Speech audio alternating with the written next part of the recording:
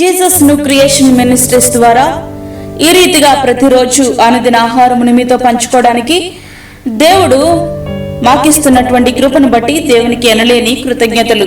దేవుని యొక్క కృప వలన ఇంతవరకు దేవుడు మనల్ని కాపాడి సజీవులుగా ఉంచి ఆయన స్తుతించుటకు మరి ఒక దినము ఆయన మనకి దయచేసి ఉన్నారు.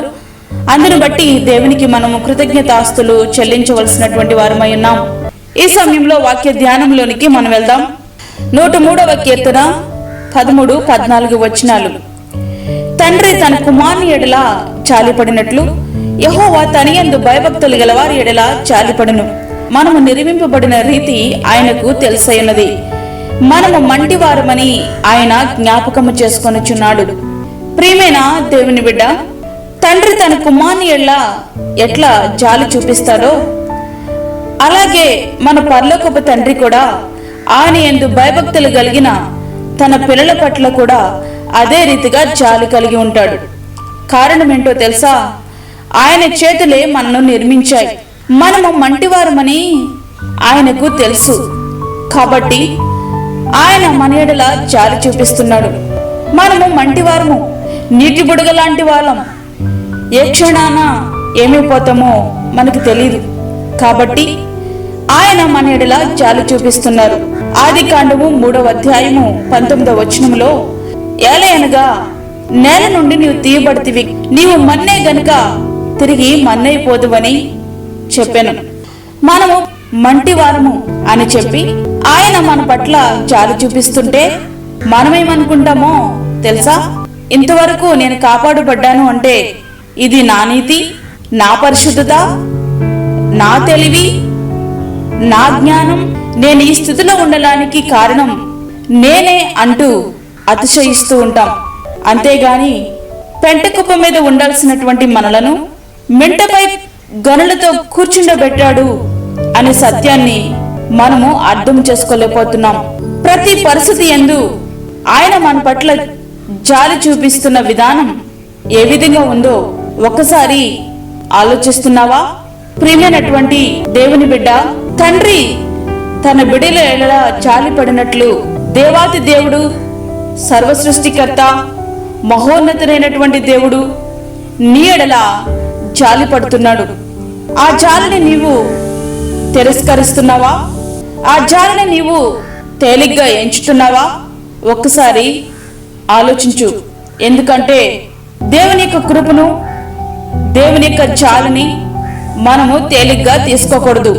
ఆయన కృప కొరకు కనిపెట్టి వారి యందు ఆయన ఆనందించే దేవుడై ఉంటున్నాడు. మనము మంటివారం. ఏ క్షణాన మనకి ఏం జరిగిద్దో మనకి తెలియదు. మన ఊపిరి నీటి బుడగ లాంటిది. అందుకే మోషే గారు అంటున్నారు, నాకు జ్ఞాన హృదయము కలిగినట్లుగా చేయము అని, మా దినములు లెక్కించుటకు మాకు నేర్పించుము అని. ఎన్ని దినములు ఈ భూమి మీద ఉంటావో నీకు తెలుసా? మనం మంటివారము కాబట్టి తిరిగి మంటిలో కలవలసిన వారమై ఉన్నాం. కనుక దేవుడు మన ఎడల చాలు పడుతూ ఉంటే ఆ చాలుని తేలిగ్గా తీసుకోకు. ఆయన ప్రేమగల దేవుడు కాబట్టి నిన్ను దేవుడు ఇంతవరకు కాపాడుతూ ఉన్నాడు. ఆయన ప్రేమను నిర్లక్ష్యము చేయకు.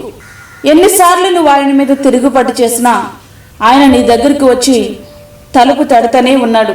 ఈ విషయాన్ని మనము గుర్తించాలి, దేవుణ్ణి అంగీకరించాలి, ఆయన మనము స్తుతించాలి. అట్టి కృప ధన్యత దేవుడు మనకి అనుగ్రహించునుగాక. ఆమేన్. ప్రార్థన చేసుకుందాం. వాక్యమైనటువంటి ప్రియమైన దేవుని బిడ్డలారా, ప్రార్థనలో ఏకీభవించండి. పరిశుద్ధమైన తండ్రి, ప్రేమగల యేసు ప్రభువా, నీ ప్రేమగల పాదములకు లెక్కలేని స్తుతి స్తోత్రములు చెల్లించుకుంటున్నాం. ఈ సమయంలో నీ సన్నిధిలో ప్రార్థించడానికి మీరు మాకు ఇచ్చిన కృపను బట్టి నీకు వందనాలు. ఈ దినమంతా నీ సన్నిధిని మీరు మాతో ఉంచండి ప్రభువా.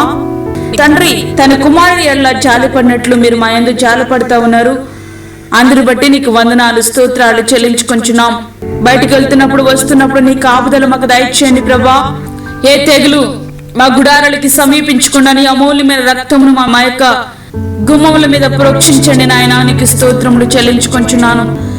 నీ వాక్యాన్ని ఎవరు కూడా అజాగ్రత్తగా వినకుండా భయభక్తులు కలిగి వినట్లుగా సహాయం ఇచ్చేయండి ప్రభా. రక్షణ లేని వారికి రక్షణ దయచేయండి, మారు మనసు లేని వారికి మారు మనసు దయచేయండి ప్రభా. అదే రీతిగా బలహీనంగా ఉన్న నీ బిడ్డలను బలపరచండి. అదే రీతిగా గర్భిణీ స్త్రీలను, చంటి బిడ్డలను, ప్రభా వృద్ధులను మీరు జ్ఞాపకం చేసుకోనండి. వారికి కావాల్సినటువంటి నీ సన్నిధిని, నీ కృపను, నీ శక్తిని దయచేయండి. వాక్యం వింటున్నా నీ బిడ్డలందరినీ మీరు జ్ఞాపకం చేసుకోనండి ప్రభా. వారి కుటుంబాలలో ఏ అవసరతలు ఉన్నాయో, ఏ అక్కరలు ఉన్నాయో మీరు తీర్చండి.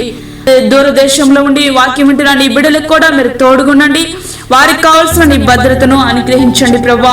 మాకు కాదు యెహోవా, మాకు కాదు, సమస్త మహిమ ప్రభావాలు మీకే ఆరోపించుకుంటూ యేసు పరిశుద్ధ నామమున అడిగి వేడుకుంటున్నాము తండ్రి, ఆమేన్. ఈ యొక్క వర్తమానంలో మీ బంధువులకు, మీ స్నేహితులకు షేర్ చేయండి. దేవుని సేవలో మీరు కూడా పాలిభాగస్తులు కండి. అదేవిధంగా మీ ప్రార్థన అవసరతలు మాకు తెలియచేయండి. మా ఫోన్ నంబర్ 9177377559. దేవుడు మిమ్మును, మీ కుటుంబమును దీవించునుగాక. ఆమేన్.